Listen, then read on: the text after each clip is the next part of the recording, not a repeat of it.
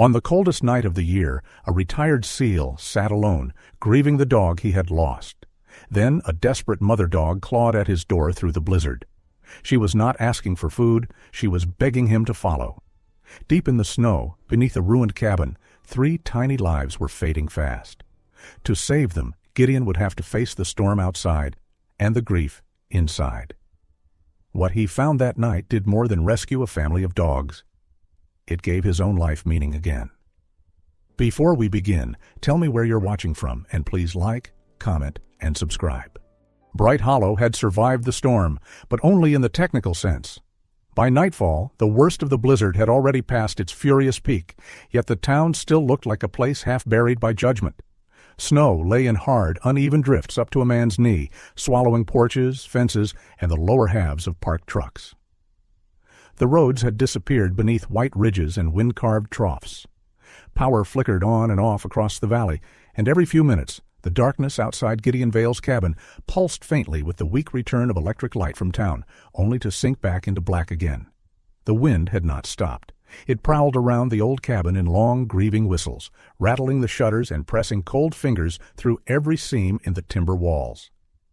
Inside, Gideon Vale moved through the silence with the discipline of a man who had lived too long by routines he did not question. At 55, Gideon still looked like the kind of man people stepped aside for without fully understanding why. He stood 6'1", broad-shouldered, with the sturdy, controlled build of someone who had never let grief soften his body, even after it had hollowed out parts of his spirit. His face was clean-shaven, sharply cut, unmistakably masculine in that weathered American way. Strong jaw, hard cheekbones, a straight nose that had likely been broken once and healed without complaint. His hair, once dark brown, now carried strands of silver at the temples, trimmed into a clean undercut that remained neat even in isolation. His eyes were the part people remembered, a deep blue-gray, solemn and watchful, the eyes of a man who looked like he was always listening for something far away. He wore his usual clothes even inside the cabin, a fitted green camouflage long-sleeve shirt, matching camo trousers, and thick socks tucked into unlaced boots waiting near the stove. Everything about him suggested order, everything except the sorrow that lived in the room with him. Near the hearth stood an old metal dog bowl, clean, empty, still kept in the same place. A leash hung beside the door, its leather worn soft by years of use. On the faded wool blanket near the stove, one coarse strand of black and tan fur remained snagged in the weave, too stubborn to disappear. Rook. Gideon's hand paused over the soup pot as his gaze drifted there. Rook had been more than a dog. He had been the steady breathing presence that filled the cabin after the war years, after the noise, after the kind of memories that arrived without permission and left claw marks behind. A German shepherd with a black saddle and intelligent amber eyes, Rook had been 8 when sickness finally took him the winter before. Gideon had told himself it was age. Then he told himself it was bad luck. The truth sat colder than either excuse. He had noticed too late. The slowing gait, the untouched food, the way Rook had looked at him one evening as if trying to be brave for both of them. A former Navy SEAL could read danger in a man's shoulders from 20 feet away, but he had missed his best friend fading beside the fire. That failure had settled into him like another layer of winter. He stirred canned soup in a dented pot, checked the generator, fed 2 more logs into the stove, then turned up the volume on the battery-powered radio sitting on the windowsill. The local announcer's voice came through in bursts of static. County plows unable to reach the northern ridge roads. Residents advised to remain indoors. Secondary wind bands expected through the night. Gideon nodded to no one. That matched what he could already hear in the walls. He ate standing up. He washed the bowl. He checked the door latch twice. On the surface, it was calm. But his calm had become the kind a man built when breaking apart no longer felt practical. He had just reached for the kettle when the sound came. Scratch, scratch, scratch, scratch. He froze, not the loose branch against the siding, not wind-thrown debris. This was sharper, intentional, fast. Then it came again, harder this time, dragging across the wood like fingernails on a coffin lid. Gideon turned toward the door, every muscle tightening before his mind had caught up. Old instincts moved first. He set the kettle down without a sound, crossed to the wall, and took the flashlight from its hook. He did not open the door immediately. He listened. A low, desperate scraping, then one single thud. He unlatched the door and pulled it inward. The wind shoved snow into the cabin in a wild swirl of white.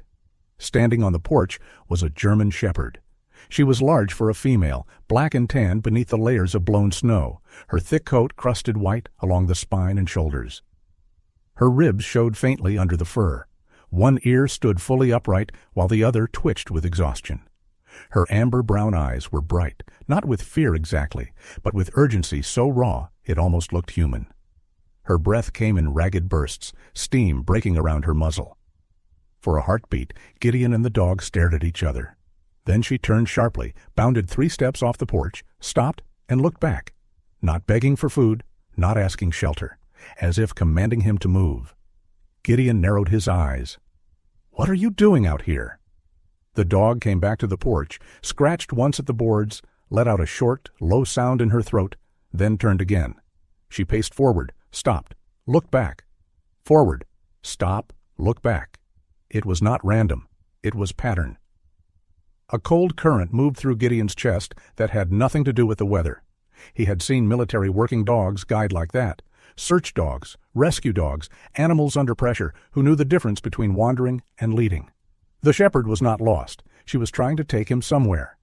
For a moment, grief made him stubborn. Another man might have shut the door.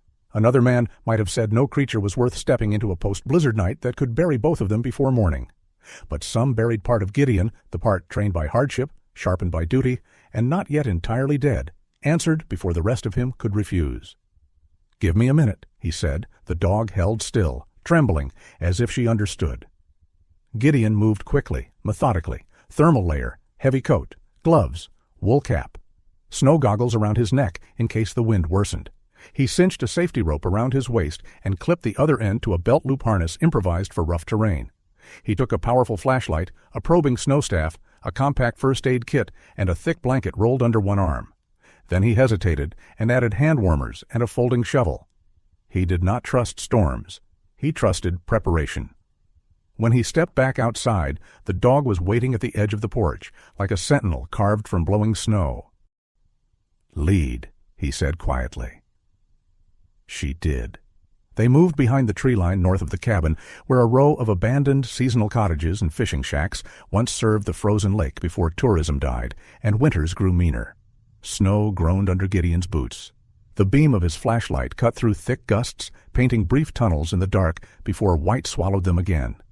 The dog, whatever her name was, if she still had one, kept just ahead, never too far, always turning back to make sure he followed. The wind hit harder once they passed the last occupied cabin. Here the drifts were deeper, packed unevenly around tree roots and broken fences hidden beneath the snow. Twice Gideon had to test the ground with his staff before shifting his weight. Once his boot broke through crusted ice to the knee, and the shock-shot pain through the old injury in his left leg. He hissed through his teeth and pulled free. The dog came back immediately, ears high, body tense. "I'm fine," he muttered, though his knee argued otherwise. She stood there long enough to make sure he rose again. Then she turned and pushed onward. Halfway through the trees, the shepherd stopped so suddenly, Gideon nearly walked into her. She was staring at a sagging wooden marker half buried beside a drift. He brushed snow from it with his glove and found faded paint beneath the ice. Mercer Lane Cabins. The name hit him like a draft through an old wound. He had not heard it spoken in years. Those cabins had been abandoned after the lake accidents and the bankruptcies that followed. People in Bright Hollow avoided the place now, not because of ghosts, but because real neglect was more frightening than legend. As Gideon shone his light farther ahead, he caught sight of one collapsed roof line in the distance, and just for an instant, beneath the moan of the wind, he heard something so faint he almost thought grief had invented it. Not a bark, a tiny, broken sound, like breath caught under ice. The dog looked back at him then, and there was no wildness in her face now, only a terrible, trembling hope. And Gideon understood with sudden, dreadful clarity that whatever waited ahead had been waiting through the whole storm. They reached the ruined cabin 5 minutes later. It leaned toward the lake like a drunk too tired to fall completely. Half the roof had caved in, and one side of the porch had collapsed under the weight of snow. Boards rattled loosely in the wind. A shattered window had been sealed by drifted ice. The front door hung crooked, opening and closing a few inches with each gust. The shepherd rushed ahead and disappeared through the gap. Gideon stopped just outside, scanning by instinct before entering. Structural collapse. Hidden nails. Weak flooring. He tested the porch with the snow staff, shifted his weight carefully, and stepped inside. The interior smelled of wet wood, old rot, and frozen air. His flashlight found overturned chairs, a broken table, and a heap of collapsed plaster buried beneath snow that had blown through the roof. The temperature inside was barely different from outside. The dog stood near the far wall, her body shaking, nose pressed low toward a broken section of floor and fallen boards. Gideon moved closer. At first he saw only wreckage, splintered wood, torn insulation, a drift packed beneath the broken wall where the wind had forced its way inside. Then he heard it again. That sound. Thin, fragile, not even a cry, just life refusing to go quietly. He dropped to one knee in the snow and shoved aside a board. The cold bit instantly through his glove. He dug faster, using the folding shovel for the packed drift, then his bare hand for the tighter spaces where a careless strike might injure whatever lay beneath. The shepherd did not interfere. She stood behind him, silent except for the violent tremor running through her body. Another plank, another slab of icy debris. Then the beam of his flashlight found fur. 3 tiny shapes huddled together beneath the remaining shelter of a low pocket formed by fallen timber and a warped cupboard door that had, by some mercy, blocked the worst of the wind. The puppies were nearly covered in crusted snow. German shepherds.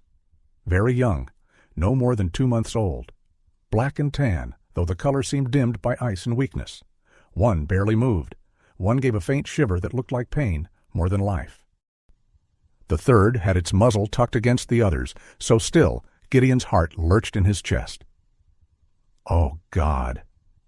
He said it softly, not as a curse, but as a prayer pulled loose by instinct. He slipped his gloves off and touched the nearest puppy. The body was rigid with cold. Behind him, the mother dog took one step closer. Gideon turned his head slightly. She was no longer urging him forward, no longer scratching or growling or pleading. She simply stood there, snow melting along her muzzle, her amber eyes fixed on his hands. Every muscle in her body seemed to say the same thing. Please. And in that ruined cabin, with the storm muttering through broken boards and death crouched too near for comfort, Gideon felt something old crack open inside him. Not healed, not even mended, just broken wide enough to let duty back in. He shrugged the thick blanket from under his arm and spread it beside him. "All right," he said, voice low and steady now, the voice of a man giving orders because panic had no practical use. "I've got them." He reached into the drift and lifted the first frozen puppy into his hands. The chapter ends there. Gideon did not waste time on shock. The first puppy weighed almost nothing in his hands, which frightened him more than if it had been heavy. A creature that small should have felt warm and stubborn and alive with complaint. This one felt like a handful of cold cloth wrapped around a heartbeat, too weak to argue with death. He laid the puppy in the blanket and reached for the second. The ruined cabin groaned around him, snow hissing through gaps in the broken walls, but Gideon's attention narrowed the way it always had under pressure. Years ago, in other climates and under other kinds of ruin, men had trusted him because he could make his mind go still when seconds mattered. That skill had never left him. It had simply gone unused in the quieter disasters of ordinary life. He studied the hollow where the puppies had been hidden and immediately understood why they were not already gone. They had not been lying fully exposed to the storm. A section of collapsed boards had fallen against the wall at an angle, creating a cramped triangular pocket. Beneath it, an old mattress stuffing, rotting burlap, and wind-packed straw had formed a crude nest. The space was filthy and bitterly cold, but it had blocked the worst of the wind. Snow had drifted over the opening and insulated it just enough to preserve the thin heat of clustered bodies. Not luck, Gideon thought. Work? He saw the evidence everywhere once he looked for it. Torn strips of fabric dragged in from elsewhere in the cabin. Straw scratched into a tighter circle by frantic paws. Repeated tracks across the floorboards, half filled with snow, going from the broken doorway back to the nest and out again. The mother had not waited helplessly for mercy to arrive. She had fought the storm with whatever she had, one trip at a time. He reached toward the third puppy, the smallest one, half buried under the others, and Sable moved. She came between them so quickly that Gideon only caught the blur of black and tan fur and the flash of amber eyes before a low growl rolled from her throat. It was not loud. It did not need to be. It was the kind of warning that asked for respect, not fear. Gideon stopped instantly. "All right," he said, lowering his hand. Sable stood over the smallest pup, sides heaving, head low. Up close, Gideon could see that she was not young anymore, perhaps 5 years old, maybe a little more. Her coat was thick, but roughened by hunger and weather, with ice clinging to the guard hairs along her back. Her muzzle had the faintest dusting of pale fur near the lips, not age exactly, but hard living. A narrow scar nicked one shoulder beneath the fur. She was strong, intelligent, exhausted, and still prepared to fight a man twice her weight if she thought he meant harm. A soldier would have admired her. A grieving man almost loved her on sight for how fiercely she refused to give up. Gideon sank slowly to one knee until his eyes were level with hers. He did not stare her down. He let his shoulders relax, hands open and visible. When he spoke again, his voice came low and even, worn smooth by memory. "You did good," he said. "You hear me? You did everything right." The growl did not vanish, but it thinned. His own breath smoked in the cold air between them. He kept talking, not because he expected her to understand every word, but because tone was its own language. "I'm not taking them from you. I'm taking them out." For a few stretched seconds, the storm outside sounded louder than anything in the room. Then Sable stepped back, half a pace. Only half. Only enough. Gideon nodded once, as if she had granted him a military clearance. Carefully, he lifted the smallest puppy free. This one scared him most. The little body was limp, jaw slack, ears folded close to the skull. A male, Gideon guessed, too cold to shiver. The most dangerous stage. He tucked the puppy inside his coat against his chest, using his own body heat as a buffer rather than trying to warm him too fast. The second puppy, slightly larger, trembled in erratic spasms. A female, perhaps. Her eyes fluttered without opening. He wrapped her in one side of the blanket and secured the bundle under his left arm. The third gave the faintest twitch when he lifted him. That tiny resistance nearly broke Gideon's composure. "There you are," he muttered, almost smiling through the ache in his throat. "Stay angry. That's useful." He fashioned the blanket into a sling and tied it across his torso, so the smallest pup rested secure against his chest, while the other two lay cradled in the crook of one arm and the shelter of his coat. It was clumsy, but it would keep them close. Sable stayed near enough to touch, yet she watched every movement as if memorizing the shape of his hands. The trip back was worse. Coming to the cabin had required determination. Leaving it required endurance. The wind had shifted, blowing across the open stretch near the lake and driving snow sideways in stinging sheets. Gideon had less balance now with his arms full, and his left knee had stiffened enough to make each step a negotiation. Several times he had to stop and plant the probing staff ahead before trusting the ground. His breath deepened into the hard, controlled rhythm of a man managing pain without the luxury of complaint. Sable ranged ahead, then doubled back, circling his legs, glancing at the bundles in his arms. She did not once run far enough to disappear. Trust had not been given yet. It was being measured, stride by stride. By the time Gideon saw the dark outline of his own cabin through the trees, his shoulders burned and his leg felt carved out of wire. He nearly stumbled on the porch steps and caught himself with a curse so weary it lacked any real anger. Inside, warmth struck his face like an accusation. He kicked the door shut behind them and moved immediately to the hearth. The puppies could not go too close to the stove. He knew that much. Frozen bodies did not forgive impatience. He spread dry towels on the floor near, not beside, the fire, where the heat would rise gently. He peeled away the snow-crusted wrappings and began with the largest one, drying him in steady strokes. Wet fur first, then paws, then ears. Small motions, no sudden heat, no panic. He warmed water on the stove until it was just above lukewarm and used a clean cloth to press warmth into their bodies by degrees. Sable stood just beyond the circle of light, trembling so hard her tags, an old plain metal tag on a worn brown leather collar, clicked softly against the buckle. She would not lie down. She would not eat when Gideon set out food. She only watched. "Suit yourself," he said quietly, though her vigilance moved him more than he cared to admit. The smallest puppy made no sound at all. Gideon took out his phone and tried the veterinary clinic. No signal. He moved to the window. One bar flickered, vanished, returned. He tried again, lifting the phone toward the corner of the room like a man bargaining with the heavens. This time the call connected with a burst of static. "Bright Hollow Veterinary," a woman said, voice thin and crackling. "If this is an emergency, speak fast. We may lose." "It's Gideon Vale," he said. 3 shepherd pups. Severe cold exposure. Barely responsive." There was a pause, then the woman's tone sharpened into professional clarity. "How old?" "Maybe 8 weeks." "Are they stiff or floppy?" "One stiff, one trembling, one barely conscious." "Listen carefully," she said. Dr. Eliza Wren sounded to Gideon like someone who had spent half her life being calm in rooms where other people broke apart. When the line steadied for a moment, he pictured her the way he remembered from town. A woman in her late 30s with chestnut brown hair, usually tied low at the nape, clear pale skin flushed pink by winter, and thoughtful hazel eyes that noticed pain before people named it.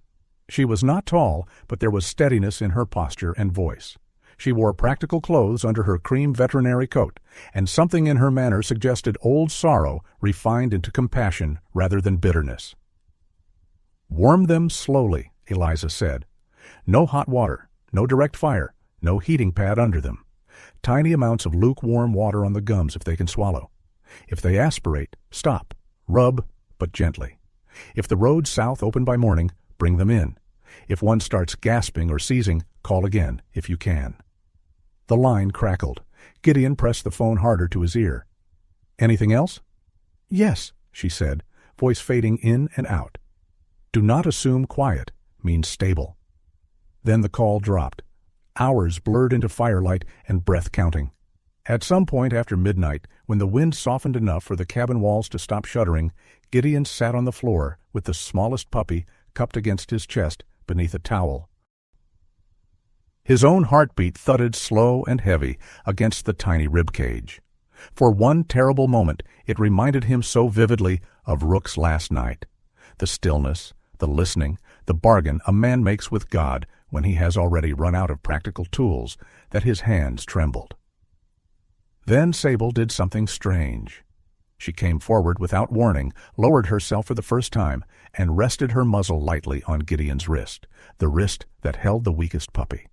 Not a plea, not a command, just one exhausted touch, as if she were lending him the last of her faith. And Gideon, who had spent a year believing heaven had gone silent around him, felt that small gesture land inside his chest like a match in a dark chapel. By 3 a.m, the largest puppy let out a ragged little whine. It was hardly more than a complaint, but Gideon laughed under his breath like a man who had just heard a door unlock after a long siege. "That's right," he said. "Be difficult. I respect that." The second followed with a weak jerk of her paws and a searching movement of her muzzle against the towel. The smallest remained uncertain. Gideon gave them droplets of lukewarm water, no more than they could handle. He checked their breathing every few minutes. He changed the towels when dampness stole too much heat. He fed the fire, checked the generator, and returned to the floor. Time became primitive. Warm, wait, listen, repeat. Sable finally accepted a bowl of water near dawn, lapping without taking her eyes off the puppies. When Gideon offered food again, she ate only a little, quickly, then resumed her post at the edge of the blankets. She was not a rescued animal resting at last. She was a mother holding a line. Gray morning gathered slowly beyond the frosted windows. The storm had not cleared, not fully, but the sky had begun to pale in that exhausted way winter skies did after violence. Gideon leaned back against the sofa, every joint aching. He had not slept. His eyes burned. Stubble shadowed his jaw now, softening the severe geometry of his face. He looked older in that moment than 55, and somehow kinder too. The largest puppy squirmed weakly, making a small sound that might one day become a bark. Gideon adjusted the blanket around him. Then the smallest pup jerked. Not a normal shiver.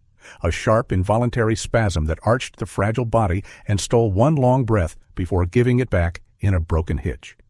Gideon was instantly awake in every nerve. He reached down, steady but fast, feeling the fight shift beneath his hands. The night had kept them alive. Morning, he realized, would demand more, and the chapter ends there. By late morning on the second day after the blizzard, Bright Hollow had begun the slow, groaning work of returning to itself. The town looked less like a place people lived and more like something dug out of legend, a handful of rooftops, chimneys, and road signs rising from a white kingdom that had tried, for one hard night, to erase the map. Snowplows had finally carved a narrow lane down the main road, leaving walls of packed snow on either side like frozen canyon ridges. The sky had cleared into a pale, brittle blue, and sunlight spilled across the drifts with the false innocence winter sometimes wore after cruelty. Gideon Vale backed his old pickup out of the driveway with the care of a man steering something held together by memory and stubbornness. The truck was a faded red that had once been proud and now coughed awake only after 2 tries and a curse spoken under his breath. The heater made promises it could not quite keep. The windshield wipers dragged across the glass with a tired squeal. Still, the engine held. In a box lined with blankets on the passenger seat and floorboard behind it, the 3 puppies breathed in frail, uneven rhythms. Sable rode in the cab as well, though rode was too peaceful a word. She stood braced against the motion, eyes moving from Gideon's hands to the road to the pups, and back again. Her paws were bandaged in clean strips of cloth from the cabin. Her fur, now dry, showed its true color, rich black over the back, warm tan at the chest and legs, the classic shepherd markings made noble by hardship. She was leaner than she should have been, ribs faintly visible beneath her coat, but there was still power in the way she held her neck, as if dignity were a thing no storm could strip from her. The smallest puppy lay wrapped separately nearest the heat vent, though the heat that reached him was meager. He was still the worst off. All night he had drifted in and out of fragile quiet, his tiny body burning too hot, and then chilling again. Gideon had monitored him with the focus of a field medic and the fear of a man who had already buried 1 dog he could not save. Bright Hollow Veterinary sat on the edge of town beside the feed store and the shuttered barber shop, its white siding half buried in snow. The clinic was small, practical, and overworked looking, with a wooden porch that needed repainting come spring. Gideon carried the puppies inside in the blanket box, and Sable followed so closely that her shoulder brushed his leg.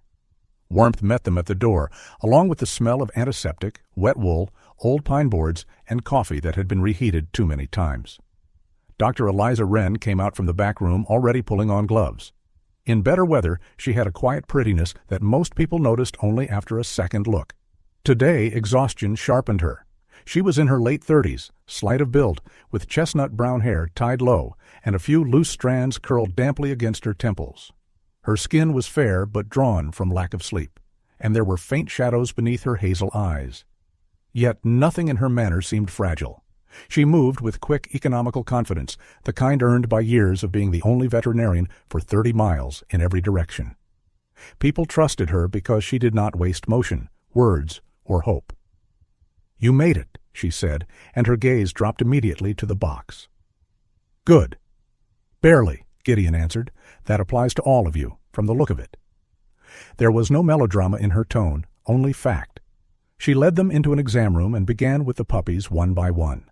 Thermometer, stethoscope, gentle fingers pressing at gums, belly, chest. She spoke while she worked, half for Gideon's sake and half because naming a problem made it smaller. "All 3 had significant hypothermia," she said. "The largest is recovering best. The middle one's lungs sound wet, likely pneumonia setting in. The smallest—" She paused, listening again to the tiny chest. "Weak heartbeat, severe dehydration. He's not out of danger." Sable lifted her head sharply at the sound of Eliza's voice tightening. Gideon laid a steady hand against the mother dog's neck. Eliza turned to Sable next. She checked the torn pads, the cracked skin between the toes, the depletion in her flanks. "She's partially dried up," Eliza said quietly. "Stress, cold, hunger. She's been pushing past empty for a while." Gideon's jaw hardened. Eliza looked up at him. "I can help them. But I'm not going to lie to you. This means antibiotics, fluids, close observation, special food, repeated visits, and probably a few nights where nobody sleeps." "I didn't ask for a pretty answer." "No," she said, with the faintest hint of approval. "You usually don't." She wrote down figures on a yellow notepad and slid it across the counter. Gideon glanced at the total. It was not impossible money. That would have been easier, in a way. Impossible money lets a man feel tragic. Possible money forces him to choose what kind of pain he can afford. The number sitting there was the cost of roof repairs he had postponed twice already. It was heating oil for the back half of winter. It was the gap between getting through February like a sensible man and gambling that March would be kinder than history suggested. Gideon reached into the inner pocket of his camouflage shirt and took out the envelope he kept folded flat there. Winter savings, emergency money, practical money. He counted it without ceremony and set it on the counter. Eliza watched him. Her face did not soften into pity, which Gideon appreciated more than kindness. She only recalculated something in her head, then crossed out 2 items on the page. "You didn't have to do that," he said. "I know." She adjusted her glasses with her wrist, gloves still on. "I'm doing it anyway. Consider it a professional disagreement with the invoice." Before Gideon could answer, the front bell above the clinic door jingled. June Alder entered, carrying a metal thermos and a paper sack, darkened by the steam of something hot inside. She was the kind of woman whose presence made a room feel as if a kitchen had somehow learned to walk. Somewhere in her early 60s, she had silver blonde curls pinned carelessly back and lively brown eyes made brighter by curiosity and compassion in nearly equal measure. She wore a thick cream sweater under an olive winter coat, flowers still dusting one sleeve from the bakery. June's face was soft with age, but not weakness. It was the face of a woman who had spent decades feeding other people through grief, gossip, weddings, funerals, and bad weather, and had developed the rare talent of knowing when to speak and when to merely set down bread. "I brought soup," she announced, then stopped when she saw Gideon, the dogs, and Eliza's expression. Her eyes took in everything in one sweep. The bandaged mother, the blanket box. Gideon's posture, too upright in the way of men who were close to falling over but considered that private. June asked no foolish questions. "Well," she said softly, "looks like the storm left you a congregation." That almost made Eliza smile. June set the thermos down. She bent, not too close, toward the puppies. "Mercy," she whispered. "Little things." "The little one is critical," Eliza said. June's mouth tightened. "Of course he is. The tiniest always pick the hardest arguments with the world." She looked at Gideon then, really looked at him, and what she saw must have told her enough. She nodded once, as if filing away a fact for later use. By the time Gideon finished at the front desk and carried the box back outside, June was already speaking to Eliza, in a voice too low to catch. He drove home under a pale afternoon sun. Snow glittered cruelly beautiful across the fields. Inside the truck, one of the stronger puppies made a weak rooting motion against the blanket, and Sable lowered her nose to nudge him into stillness. Back at the cabin, life became schedule. Medicine times, warm water, soft food mixed thin. Clean towels changed often. Firewood brought in sooner than he would have bothered with for himself. The day no longer divided into loneliness and endurance. It broke into tasks with names. The largest male showed the first flicker of personality, grumbling in offended little squeaks whenever Gideon handled him. The middle puppy, a female with a dark patch across one eye like a smudged brushstroke, preferred to burrow under cloth and sleep as if planning to recover by stubborn refusal to witness the world. The smallest male remained frighteningly quiet, though now and then he opened his mouth in a silent protest that seemed to cost him everything. Gideon did not name them. Naming was a door. Naming made staying possible. He told himself this was temporary rescue, not adoption, not fate, not any sentimental nonsense the town might later pin to him. He set their bedding in the main room, not the bedroom. He cleaned with military efficiency. He kept his voice even. He did not let himself imagine spring. Sable, however, had her own policies. She no longer blocked Gideon from touching the puppies, but if he lifted one and carried it farther than a few steps, she followed instantly, silent as a shadow with teeth. When he knelt, she stood close enough that he could feel her breath through the cloth on his sleeve. This was not affection yet. It was supervision. Toward evening, Gideon reached automatically for a metal bowl from the lower cabinet, filled it with water, and placed it near the hearth. Sable walked to it, paused, and drank. Only after she had lifted her head did Gideon realize which bowl he had taken. Rook's. It was an old stainless steel dish, dented on one side from a camping trip years ago, with faint tooth marks along the rim where Rook had once carried it off like stolen treasure. Gideon went still. For a moment the cabin seemed to hold its breath with him. He had not touched that bowl since last winter. He had kept it not out of usefulness, but because grief is a strange housekeeper.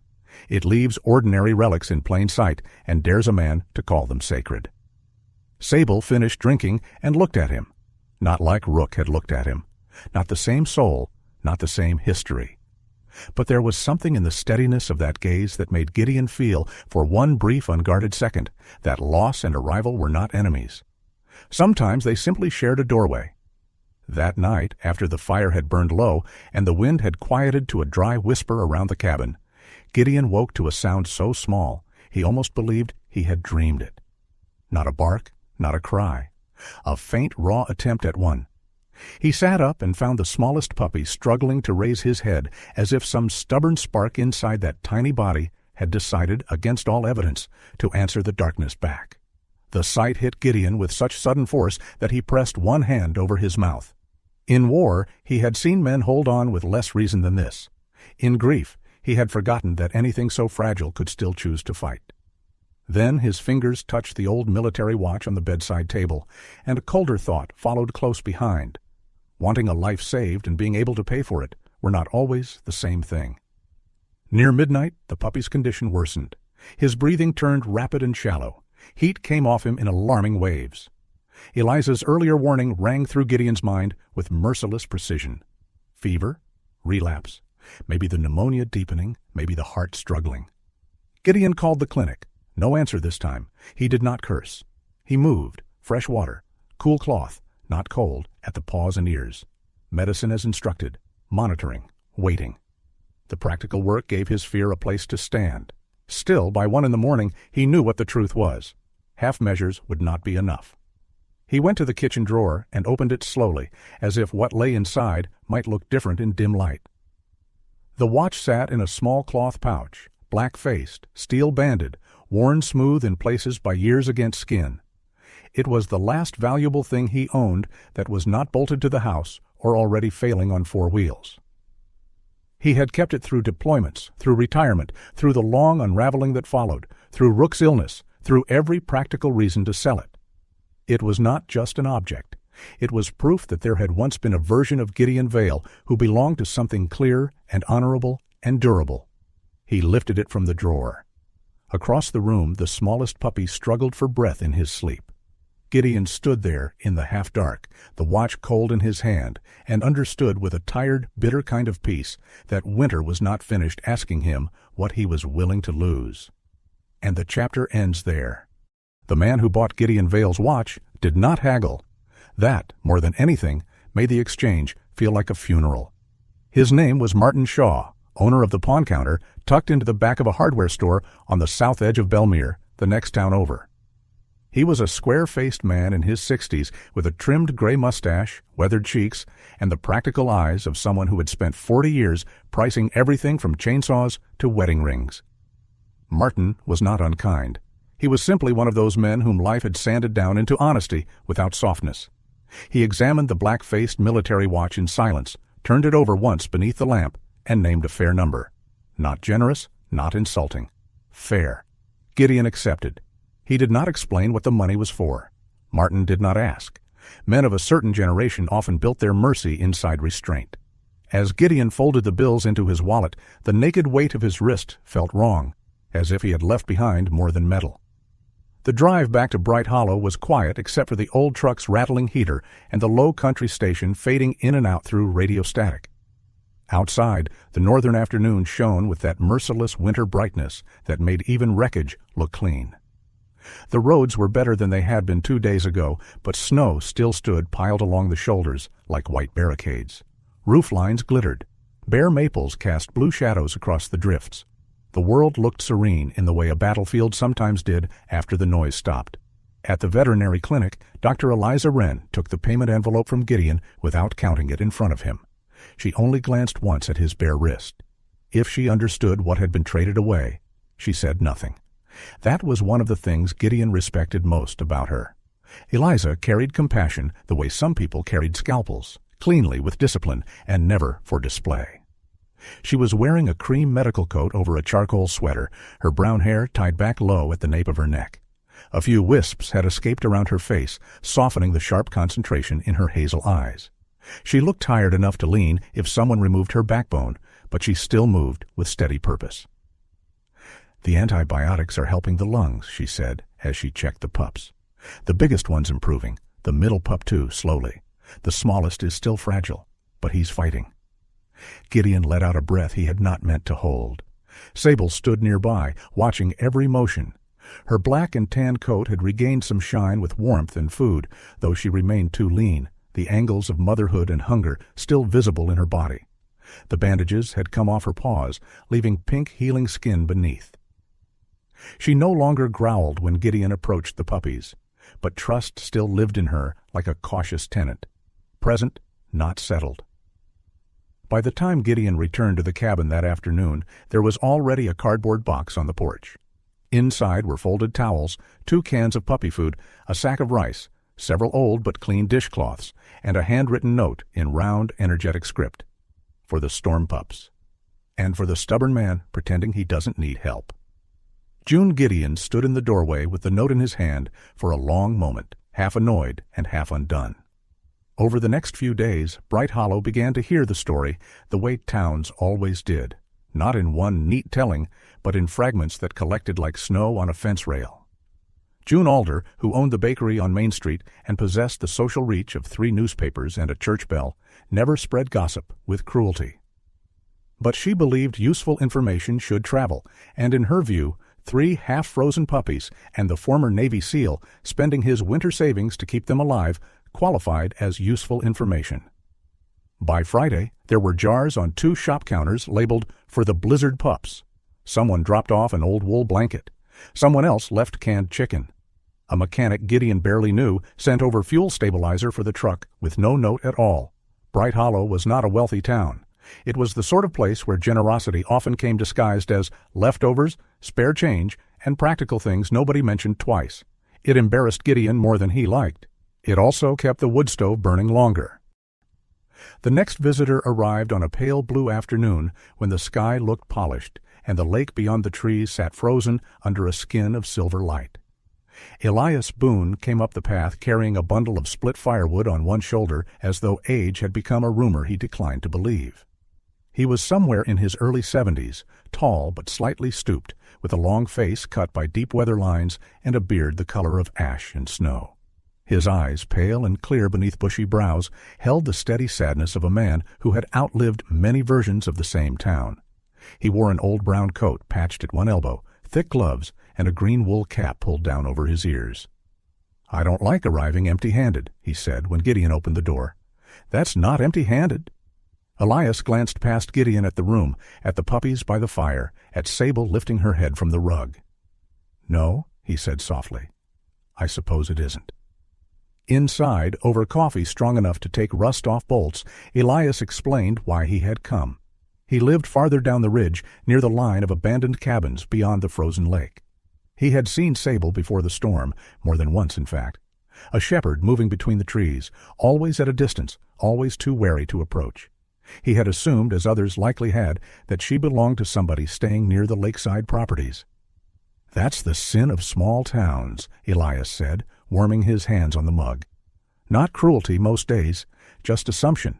Folks see something half-tended and tell themselves somebody else must be responsible." Gideon looked toward the puppies. Elias followed his gaze. "Those cabins used to belong to a little resort company. Weekend rentals for fishermen, summer families, city people wanting to play mountain life for 3 nights, and go home with better photographs than sense. Company folded 2 years back. Since then, a few places got rented informally. Some didn't. Some were just left to weather and mice. So Sable could have been staying there a while." Elias nodded. "Long enough to know the place, long enough to survive by luck, instinct, or the grace of God, depending on which explanation you're in the mood for." Gideon did not answer right away.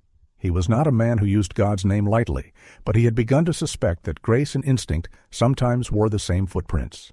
By late afternoon, he and Elias went back to the ruined cabin. The walk was easier now than it had been on the night of the rescue, though the snow still came to mid-calf in places.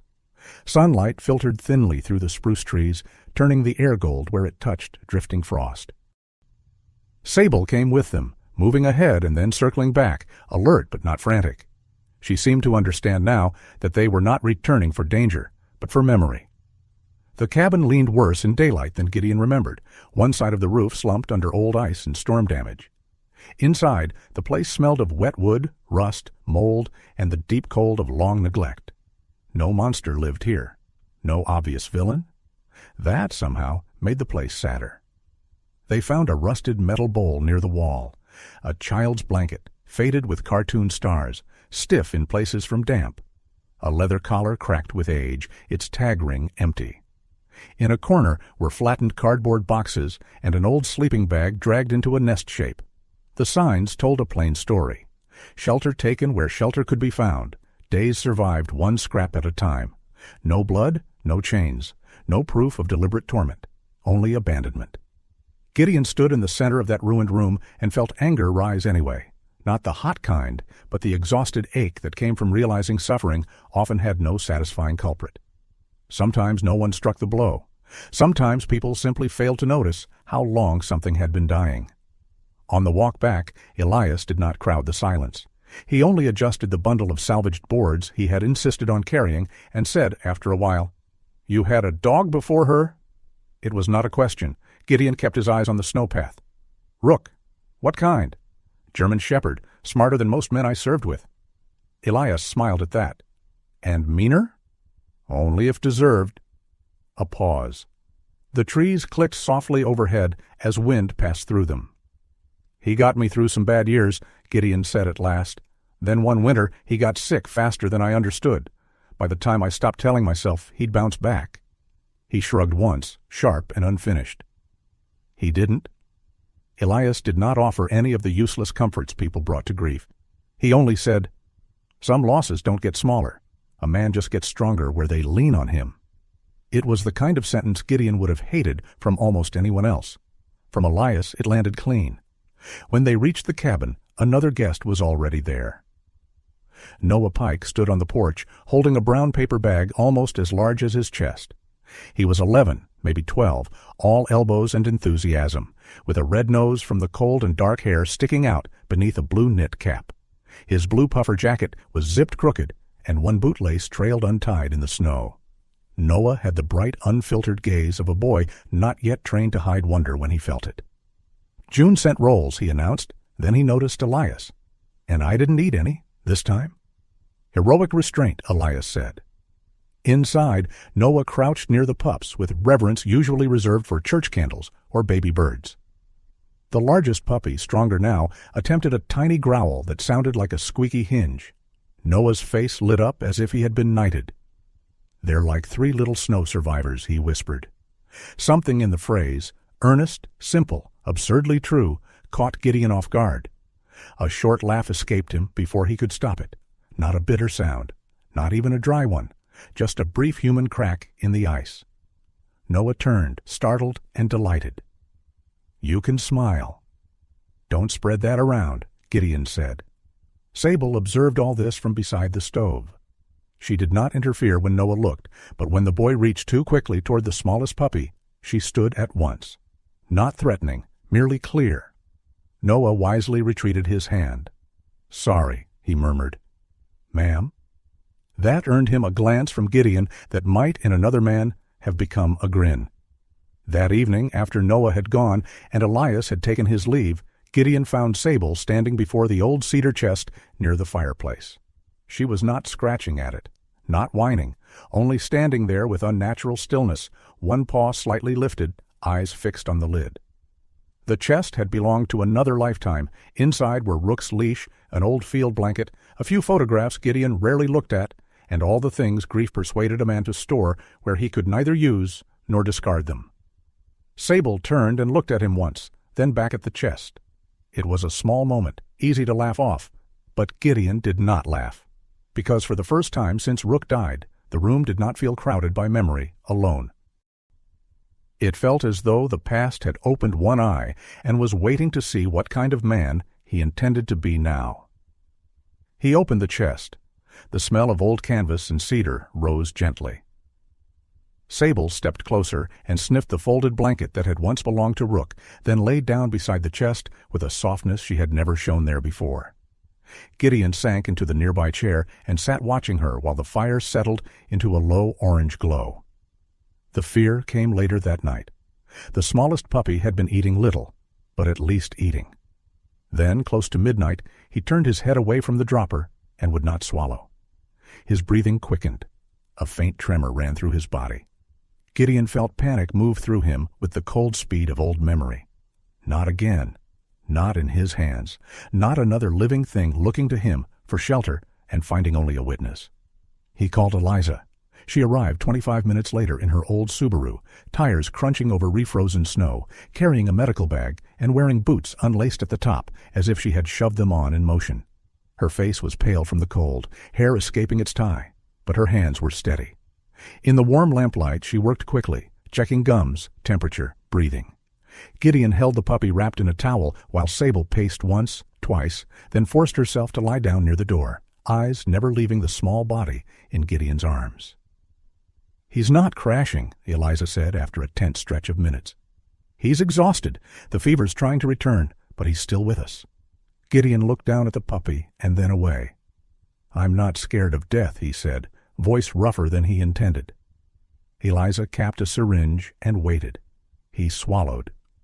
"I'm scared of that moment before it, when something alive still trusts you, and you realize trust doesn't always keep anything here." Eliza's expression changed, not softer exactly, but more open. "No," she said, "it doesn't, but it matters anyway." The puppy made it through the night. By dawn he was weak but breathing easier, a fragile ember instead of a fading spark. Eliza left with instructions, more medicine, and a look that said she believed Gideon would follow every word. The next morning sunlight spilled across the kitchen floor in long bands. Noah returned before lunch with another bag from June and the fearless timing of children who always arrive when adults are least ready for important questions. He watched the puppies sleep. He watched Gideon change their bedding. He watched Sable rest with one eye half open, motherhood and suspicion still sharing the same body. Then Noah asked, as if inquiring about weather, "When they're better, where will they live?" Gideon straightened slowly, blanket in his hands. The answer should have been easy. Somewhere else. Good homes, a farm maybe, families, safety, logic. Instead, the words would not come, because for the first time, the thought of these 4 dogs belonging to another house felt less like a sensible future and more like a room going dark again. And that was where the chapter ended. By the time late winter settled over Bright Hollow like a tired queen lowering herself onto an old throne, Gideon Vale's cabin no longer belonged entirely to silence. It still creaked in the cold. The wind still pressed at the window panes on hard nights, and the stove still clicked and sighed as if arguing with age. But now there were other sounds threaded through the wood grain of the days. The scratch of paws on the floorboards, the squeaky complaint of a puppy denied a second breakfast, the thump of a tail against the chair leg, the soft chuff Sable made when she wanted to remind Gideon she was watching him even when she pretended not to. The house had changed first in rhythm, then in spirit. Gideon rose earlier now, sometimes before the sky had turned from iron to pearl, to warm water on the stove and portion food into bowls. He had once lived in a manner so spare it might have embarrassed a monk. Coffee, canned stew, wood to split, repairs that could not wait, and long stretches of quiet that were not peace but exhaustion wearing a polite face. Now his mornings had shape, necessary shape. There were medicines to measure, bedding to shake out, little bodies to check, paws to wipe, and one mother dog who had somehow appointed herself equal parts sentinel, widow, and foreman. Outside, the world was slowly loosening. Snow still covered the yard, but the crust had softened on sunny afternoons. Icicles along the porch roof shrank day by day, dripping bright notes into the white below. In the pale northern light, Bright Hollow looked less like a place recovering from violence and more like a town holding its breath for spring. Gideon repaired the porch one board at a time. He told himself it was practical. The steps had sagged. The railing had been loose since before Christmas. The patch of sun that reached the far corner in the afternoon would be a good place for Sable to lie where he could keep an eye on her. All of this was true. None of it was the whole truth. Sable, stretched there on the blanket June had sent over last week, watched him work with amber-brown eyes that had lost some of their wild edge. Her black and tan coat had filled back out over the ribs, though motherhood and hardship still showed in the strong narrowness of her face. She was a beautiful dog in the unsentimental way working animals often were, built not for ornament but for endurance, with upright ears, a proud neck, and an expression that seemed always one thought away from judgment. When Gideon paused to flex stiffness from his shoulder, she lifted her head as if counting his breaths. He had been seen by women with less seriousness. Inside, the puppies had become personalities instead of patients. Ash was the largest and most shameless. His paws already promised a future too big for grace, and he had developed an almost religious devotion to Gideon's pant legs. If Gideon crossed the room, Ash followed, clamping down on Denham with tiny milk teeth and the moral conviction of a tax collector. He growled while doing it, though the growl sounded like a rusty toy trying to start. Bramble was quieter, darker around the muzzle, with a habit of disappearing beneath chairs and emerging only when convinced nobody was looking for him. He preferred corners, shadows, and the underside of the kitchen table. But once he chose a lap, he settled into it with full tragic confidence, as if the world had been hunting him personally, and only this pair of knees stood between him and ruin. Wren, the smallest, remained the frail one, but there was iron in him. He tired quickly, stumbled often, and still carried a slight hitch in his breathing when he overexerted himself. Yet after every nap, every setback, every wobbling collapse, he was always the first to try again. There was something almost rude about his persistence. Gideon found himself respecting it the way soldiers respected fools who ran into fire and returned alive. He had not meant to name them. The names had slipped into the house the way weather did, uninvited, inevitable. Noah Pike was partly to blame. The boy had started coming by often enough that even Sable no longer treated his arrival like a diplomatic incident. Noah was all restless limbs and unguarded heart, still wearing jackets too big for him and hats that never sat straight. He talked with the heedless energy of youth, but he listened with surprising care. That alone set him apart from half the adults Gideon had known. He asked questions about the dogs, about wood stoves, about how to tell if ice on the lake was safe, and once, with almost comical reverence, whether Gideon had ever punched